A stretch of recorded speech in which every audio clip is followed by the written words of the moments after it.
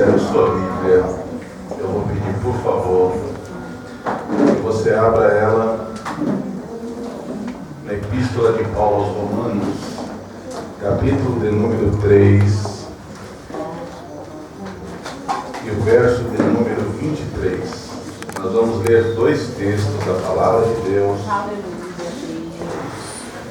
Enquanto você vai procurando, eu vou fazendo os meus agradecimentos. Eu quero essa noite, primeiramente, claro, estar agradecendo ao bendito Deus pela oportunidade de estar em sua casa, poder glorificar o seu santo nome junto com todos vocês. Aleluia. Quero também glorificar a Deus pela vida do pastor Ociori, a sua esposa Bispa Neuza, que tão gentilmente nos fez o convite para estarmos aqui esta noite, trazendo uma mensagem da Palavra de Deus para os irmãos. O pastor Ociori é um pastor que tem uma história junto com sua esposa, há muitos anos aqui na região do Jardim Ibirapuera. Eu tenho quase 40 anos de idade, aceitei Jesus com 12, e o pastor Ociori já era pastor. Então, não que eu estou revelando a idade deles, mas eles já têm uma longa história. Só eu sou casado com minha esposa há 20 anos e o pastor já era pastor. Então, o pastor tem uma grande história com a sua esposa, digno de respeito, onde ele tem desempenhado um trabalho muito importante aqui na região do Jardim Ibirapuera. Glória a Deus, aleluia! Na Bíblia está escrito para darmos honra à pessoa que tem honra. Honra aqui na vida do pastor e da sua esposa. Deus seja louvado. Aleluia, Deus. Continue por muitos anos glorificando ao Senhor e fazendo a obra de Deus. Glória! Nesse lugar. Aleluia! Louvando a Deus também pela vida de todos os irmãos que aqui vieram, os pastores e as pastoras e bispas presentes, o pastor Cleito que aqui está, com a sua amada igreja, com sua esposa, que Deus abençoe de uma forma especial. Aleluia, Deus! Ela aqui está comunicando que a minha princesa não pôde vir, pelo fato de nós combinamos, ela não está saindo para diversos lugares por causa da Covid, ela entra sobre as pessoas de risco, ela faz parte. Então nós estamos tomando o máximo cuidado para que ela não contraia esse vírus que tem devastado o Brasil e o mundo. Mas ela mandou uma calorosa paz a todos os irmãos. Ela disse, não deixa de dizer que eu estou mandando a paz. Glória a Deus, glória a Deus, aleluia! Os irmãos acharam Romanos capítulo 3, verso 23 em diante? Acharam? Está escrito assim. Vocês estão me ouvindo bem aí? Amém. Está escrito assim: porque todos pecaram e destituídos estão da glória de Deus, sendo justificados gratuitamente pela sua graça e pela redenção que há em Cristo Jesus, a qual Deus propôs para a propiciação pela fé no seu sangue, para demonstrar a sua justiça pela remissão dos pecados dantes cometidos sobre a paciência de Deus. Agora eu quero que você abra comigo também na primeira epístola de João. Você vai lá para o livro do Apocalipse e volta algumas páginas. Primeira epístola de João, capítulo de número 4. Glória a Deus, aleluia! E o verso de número 9. Primeira epístola de João, capítulo 4. E o verso de número 9.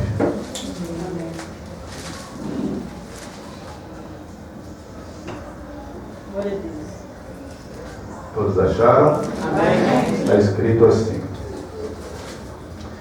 nisto se manifesta o amor de Deus para conosco, que Deus enviou seu Filho unigênito ao mundo, para que por ele vivamos. Nisso está o amor, não que nós o tenhamos amado a Deus, mas em que ele nos amou a nós e enviou o seu Filho para a propiciação pelos nossos pecados. Amados, se Deus assim nos amou, também nós devemos amar uns aos outros. Podemos assentar. Glória a Deus.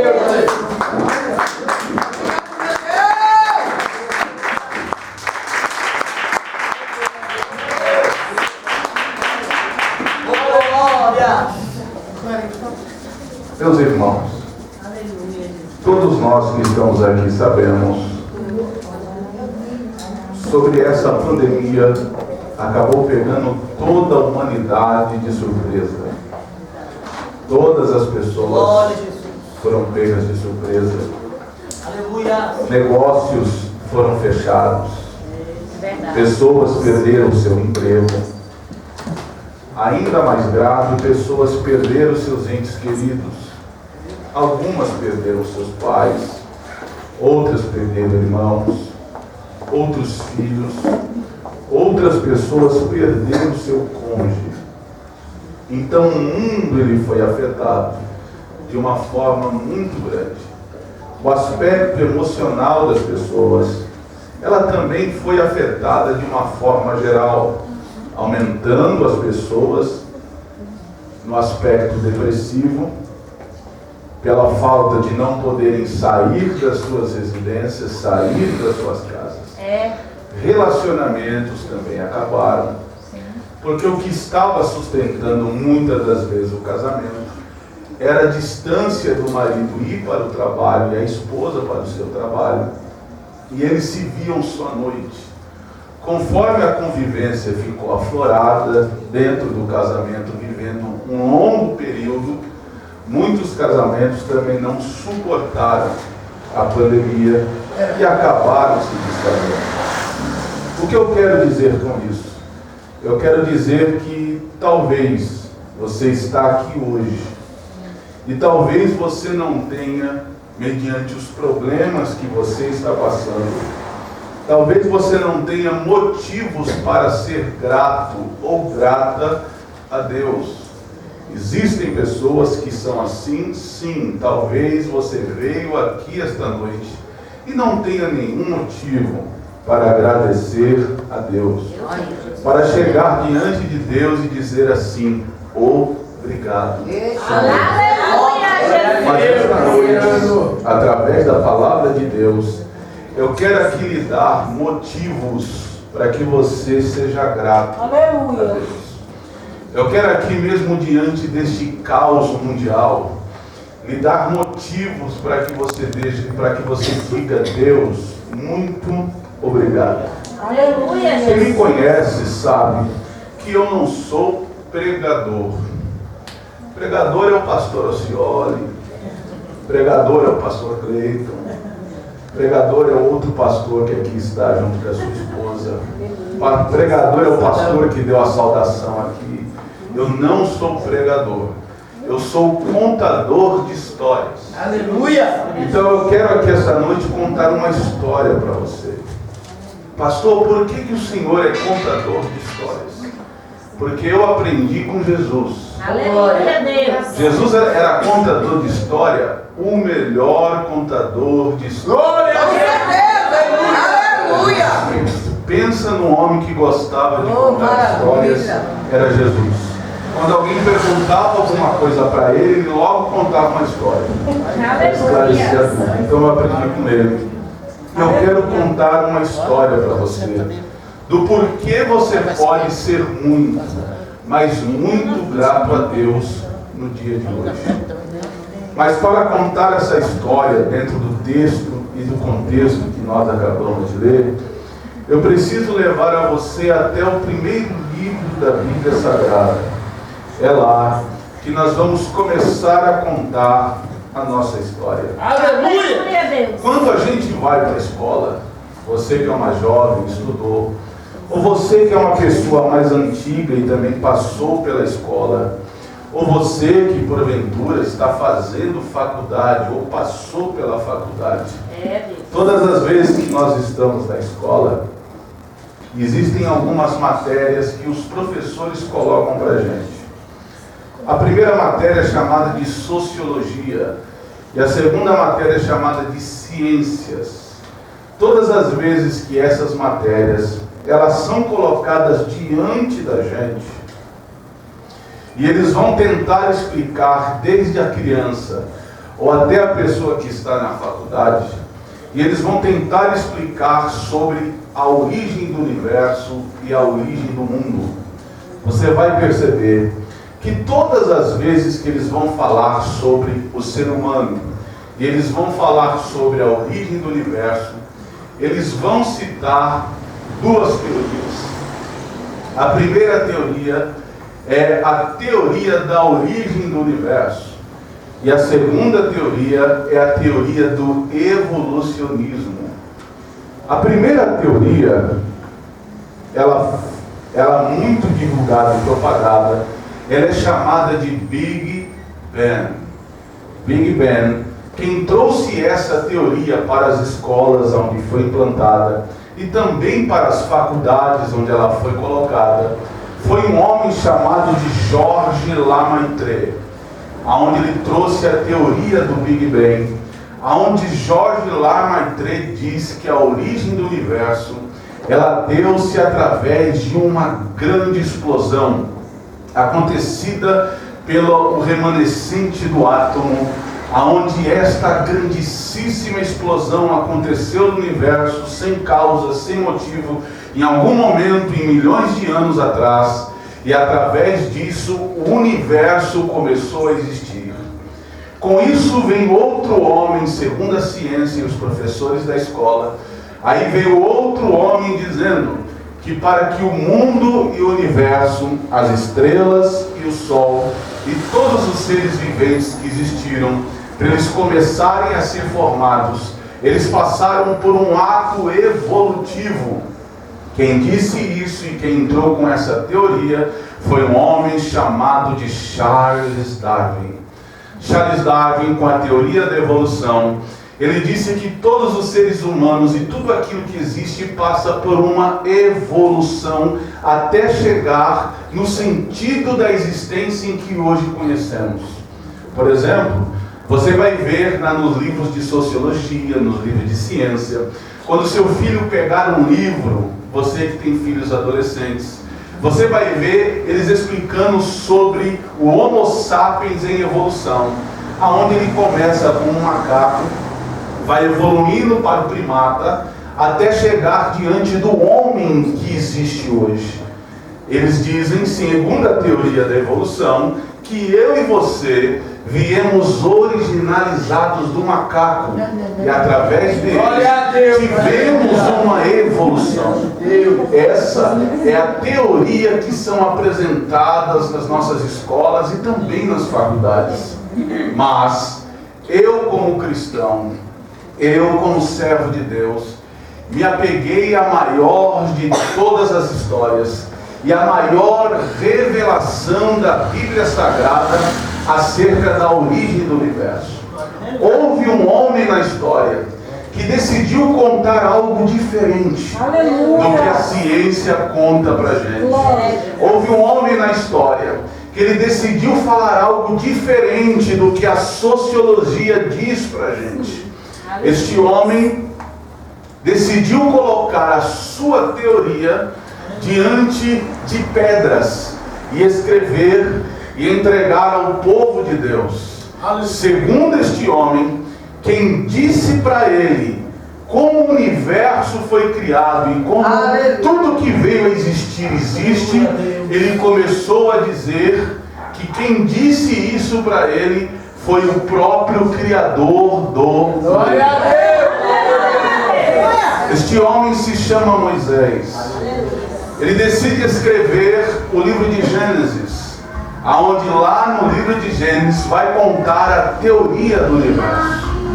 Na verdade, na teoria do universo, não foi criado através de uma explosão chamada de Big Bang, mas o universo em que nós conhecemos, ele foi criado e existe através de um Deus poderoso, que decidiu através do poder da sua palavra dizer haja. Oh, glória. Todas as coisas vieram a existir para a honra e glória do Deus que fez o céu.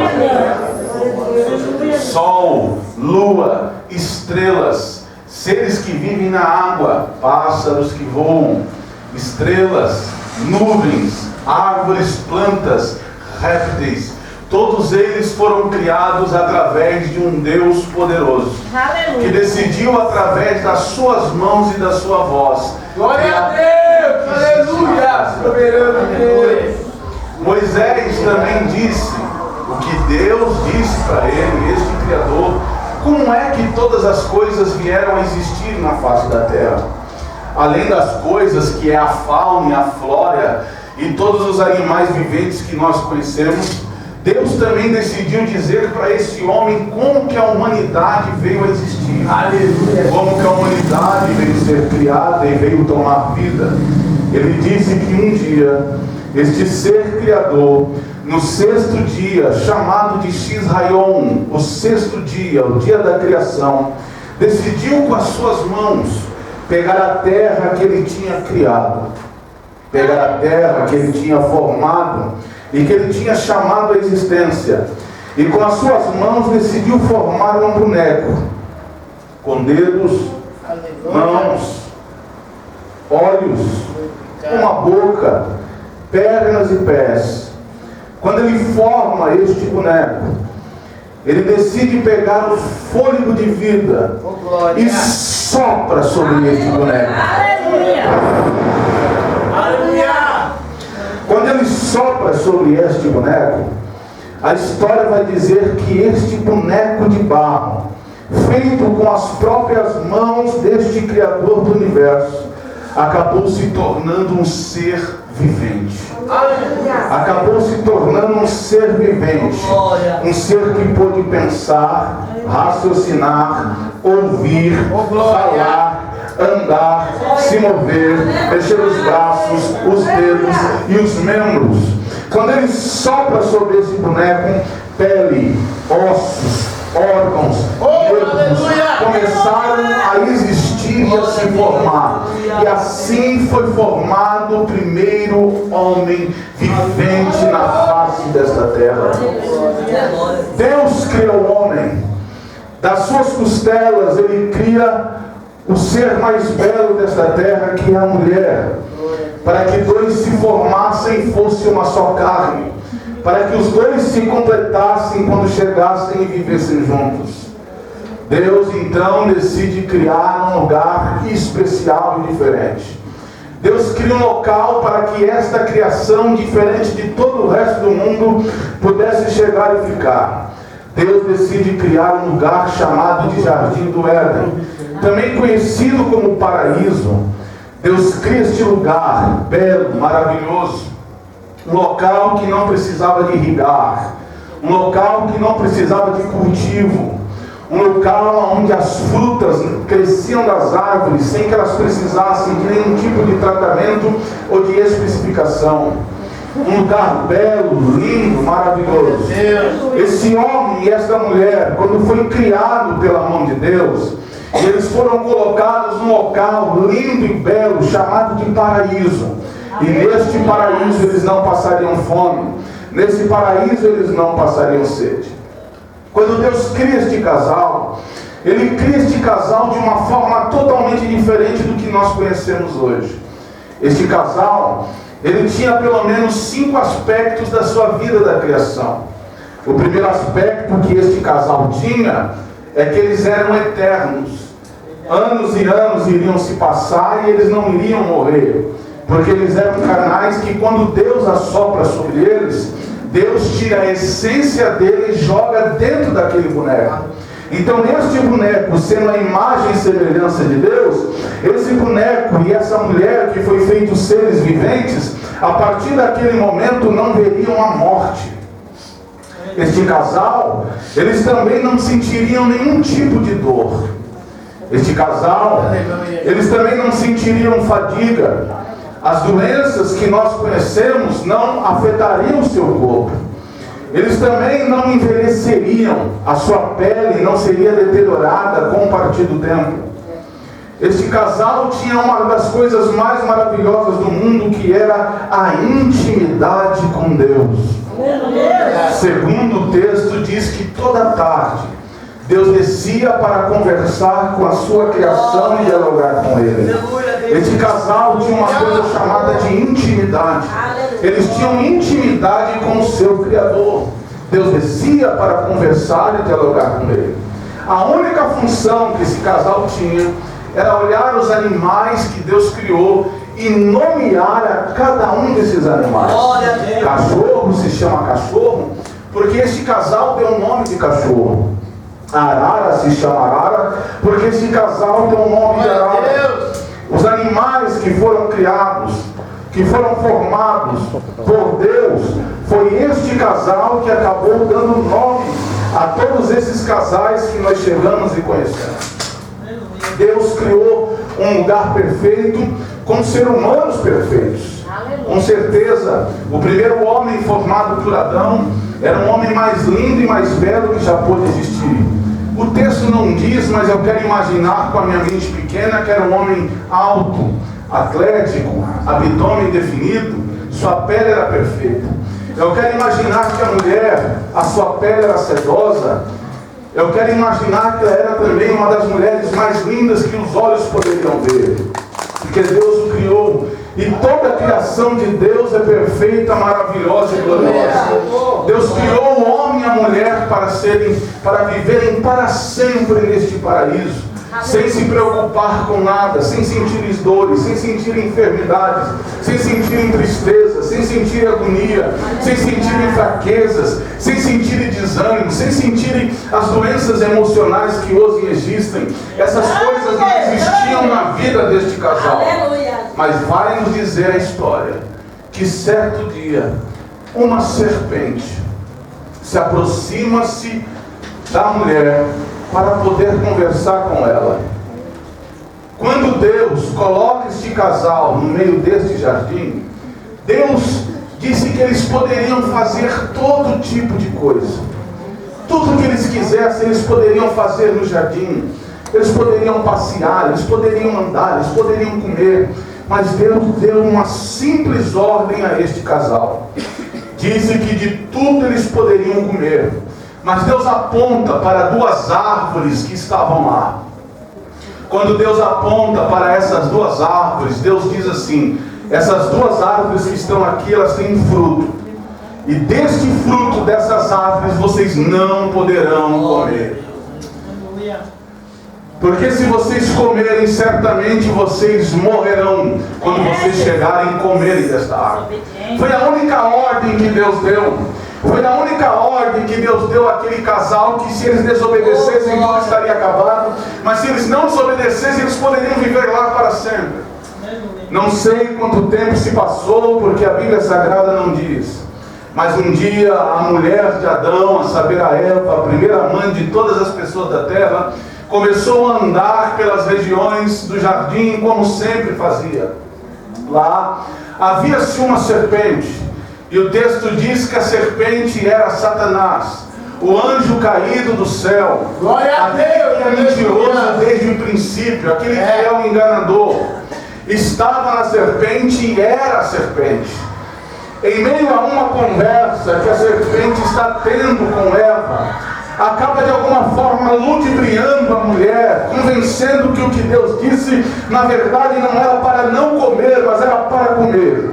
A mulher, então, seduzida por aquilo que a serpente tinha dito para ela, acaba chegando e se alimentando daquele fruto, pegando ela, dando para o seu marido também come daquele fruto.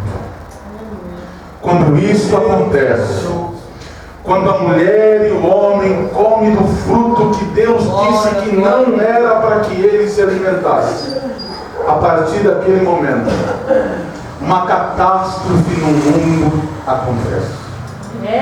A partir daquele momento, algo terrível acontece, não só na vida daqueles dois, mas na vida do universo. Como todas as tardes, Deus descia para poder conversar com o homem, ou Deus se manifestava para poder conversar com o homem. quando Deus desce rotineiramente para conversar com o homem, ele percebendo que Deus tinha descido, a história diz que ele se esconde com vergonha. Porque quando eles se alimentam daquele fruto, eles desobedecem a Deus. E desobedecendo a Deus, o pecado entra no mundo. E se manifesta na vida deles. O homem se esconde quando ele percebe que Deus está ali. Não que Deus não soubesse onde ele estava, mas Deus começa a chamar pelo seu filho. E começa a dizer: Adão, Adão, onde você está, Adão? E ele se esconde. Mediante as palavras de Deus, ele sai da onde ele estava escondido e se apresenta-se diante de Deus. E Deus pergunta: por que você está se escondendo? E ele responde dizendo: porque eu estava nu. E Deus faz outra pergunta para ele dizendo: mas quem disse que você estava nu? E Adão então começa a contar a história. Ele começa a dizer: a mulher que o Senhor me deu. Olha o pecado já agindo, jogando a culpa para o outro. A mulher que o Senhor me deu. Ela me deu um fruto e eu comi. Olha aí. Deus então pergunta para a mulher: e aí, me explique. E a mulher chega e responde: foi a serpente que o Senhor criou. Já jogando a culpa para a serpente. Foi ela que chegou e me deu um fruto e me convenceu e eu comi.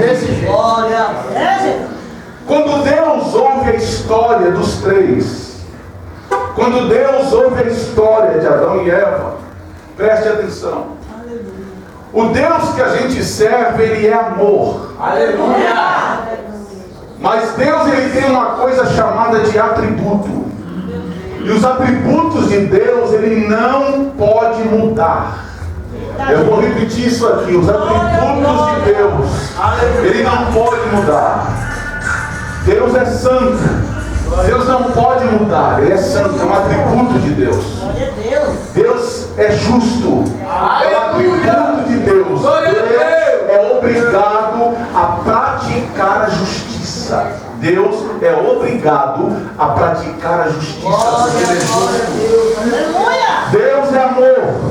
Mas como a gente costuma dizer, Deus é amor, mas é justiça. Deus é justiça. Deus é obrigado em si próprio não mentir. Deus é obrigado em si próprio não errar. Deus é obrigado em si próprio fazer o que é certo, fazer o que é correto. Esta está em Deus e Deus não pode ir contra. Quando este primeiro casal peca, quando este primeiro casal erra e acaba caindo em transgressão, quando esse primeiro casal desobedece a Deus naquele exato momento, 5 coisas que eles receberam, eles perdem. Quando eles pecam, eles perderam a imortalidade. A partir daquele momento eles iriam morrer. Quando eles pecam, a partir daquele momento eles perderam a incorruptibilidade. Eles seriam corruptível. Eles iriam se corromper e ao mesmo tempo a sua carne, o seu rosto iria deteriorar. É por isso que na origem da vida hoje o homem nasce, o homem, quando eu digo homem, ser humano nasce. É uma criança, torna-se adolescente, depois jovem, depois adulto, depois passa pela fase do amadurecimento, depois vira ancião, e depois vem a falecer. E por isso que conforme os passar dos anos, os nossos corpos mudam, o efeito da gravidade acontece. É por isso que os cabelos ficam brancos, a pele fica enrugada, perdemos as visões, a audição. E isso é tudo por causa do pecado original de Adão e Eva. Jesus! Através do que Adão e Eva fizeram. Eles perderam uma das coisas mais extraordinárias e mais importantes que o ser humano não poderia perder. Eles perderam a intimidade com Deus. Por causa do pecado de Adão e Eva, eles eram seres perfeitos. Eles sendo seres perfeitos, Deus podia se apresentar diante deles e eles não seriam destruídos. Deus é santo poderia se apresentar diante deles. E eles não seriam consumidos pela santidade de Deus. Mas a partir do momento que eles pecam, eles perdem a intimidade com Deus. Deus jamais não poderia descer todas as tardes para dialogar com a sua criação, porque ela tinha cometido um pecado, um erro, uma falha, tinha desobedecido a Deus. Quando eles desobedecem a Deus, eles não afetam só eles, mas eles afetam toda a posterioridade da humanidade. É verdade. Todo homem que viesse a nascer, toda mulher que viesse a nascer, toda criança que fosse gerada, já seria gerada em pecado. Todo ser humano, eu, você, qualquer pessoa que nasce, já nasce com a herança adâmica sobre o seu corpo. Já nascemos com pecado diante de nós. Tudo por causa de Adão, nós já nascemos como seres humanos caídos. Nós já nascemos como seres humanos caídos.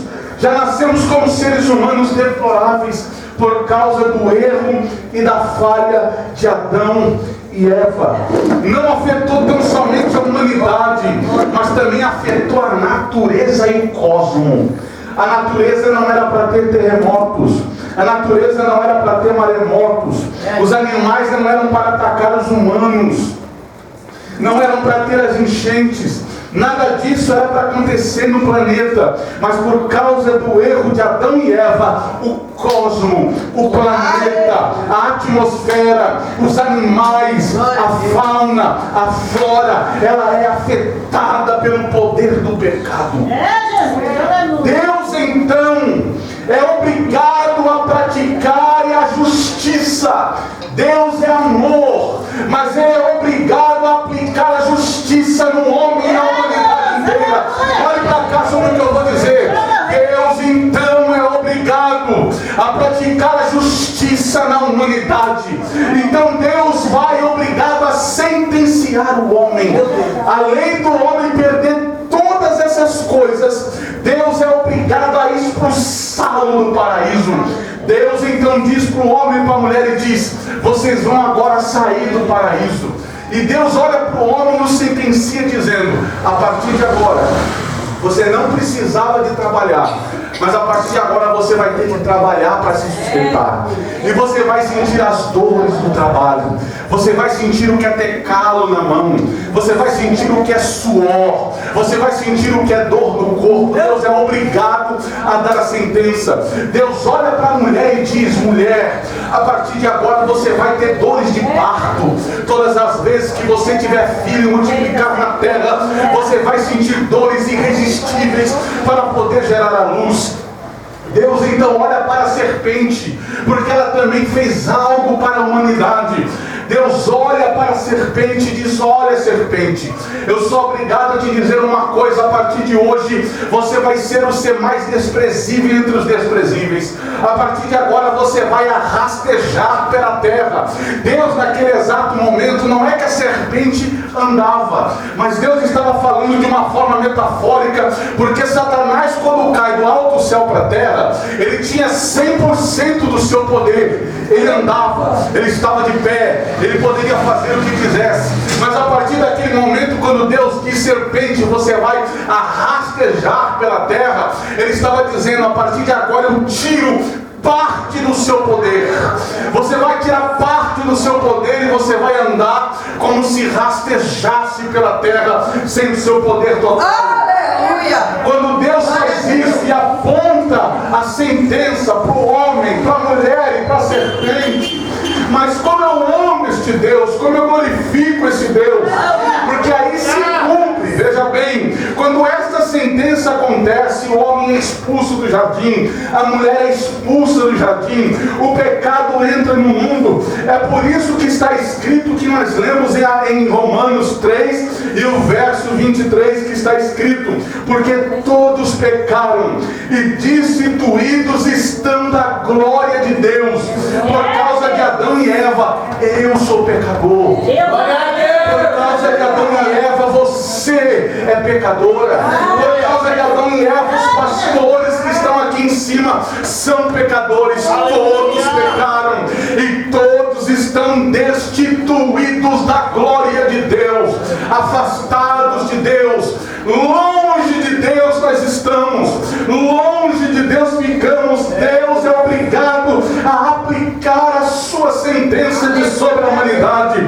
É por isso que Isaías vai dizer: eu sou como um trapo de imundície, eu sou como o mais miserável entre os homens. É por isso que o apóstolo Paulo vai dizer em suas palavras que nós não éramos dignos de nada, como trapo de imundície jogados, porque Deus é obrigado a aplicar a sua sentença sobre a humanidade. Deus, além de ser justo, Deus, além de ser fiel, Deus também se ira. Deus é obrigado a aplacar a sua ira sobre a vida da humanidade. Deus, como ser santo, Ele não pode deixar de lado a impunidade do ser humano.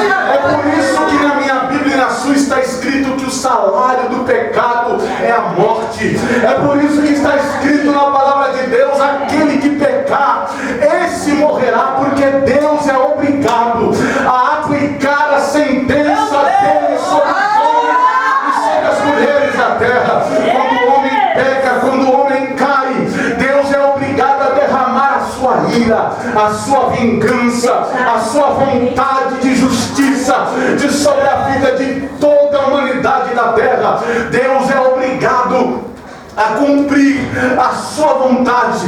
E qual é a vontade de Deus?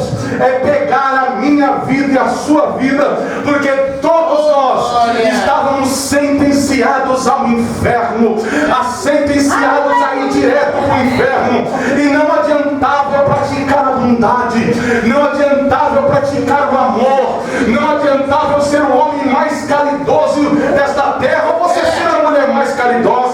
Você era sentenciada desde o momento da sua existência.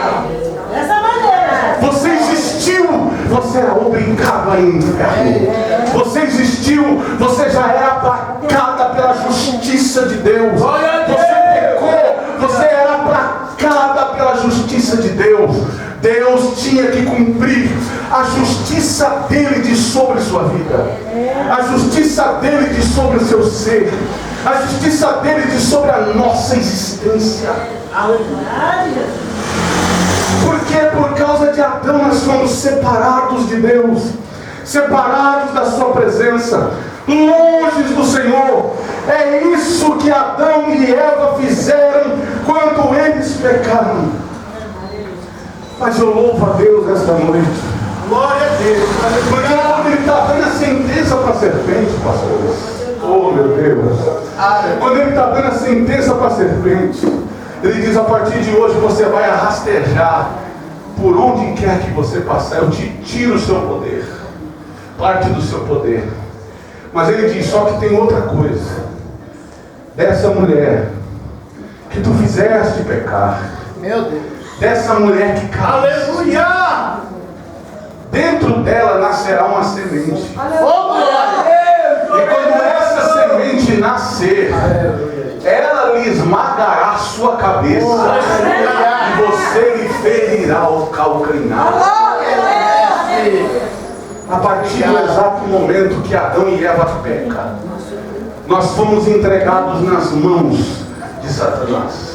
Obrigado. A partir do momento que Eva peca, Adão peca, nós temos um dono. E esse dono, olhe para cá, esse dono se chama o diabo.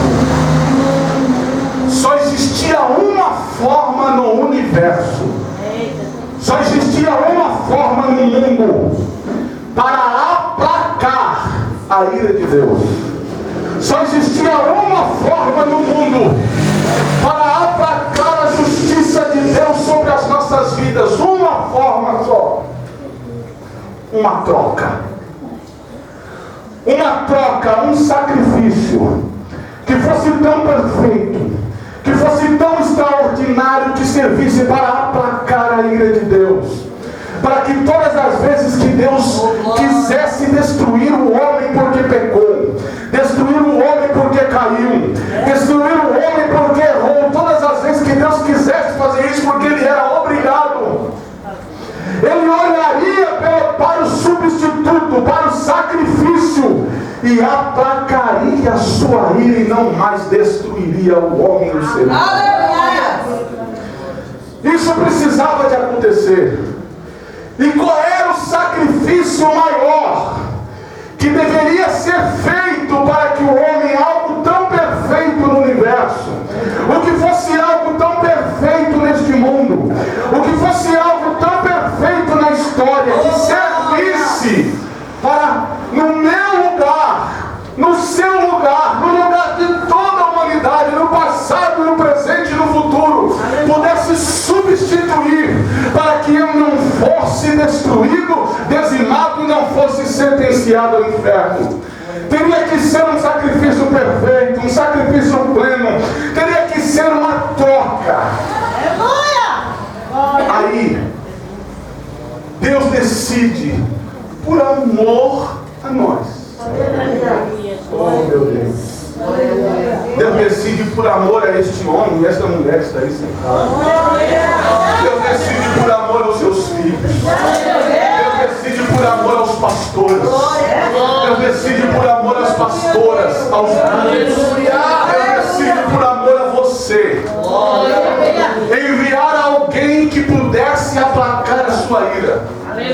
Deus acaba enviando o seu filho Jesus. Oh, meu Deus. Gente, esse glória foi fraco. Deus acabou enviando o seu filho Jesus. Você pode entender o tamanho da potência dessa revelação.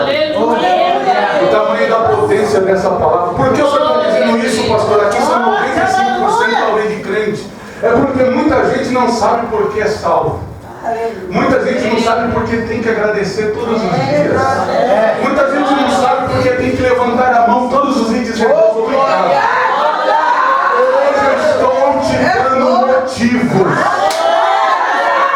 eu estou te dando motivos para você acreditar. Pastor, eu estou todo arrepiado. Pastor, eu estou com necessidade em casa. Diga a Deus obrigado. Pastor, alguém morreu na minha família. Diga a Deus, suporta essa dor, obrigado. Pastor, alguém chegou e me afrontou no trabalho. Diga a Deus obrigado.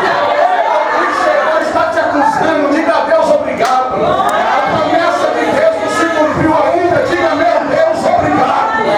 O milagre ainda não chegou na sua casa. Diga, meu Deus, obrigado. Por que, pastor? Porque o maior milagre já aconteceu.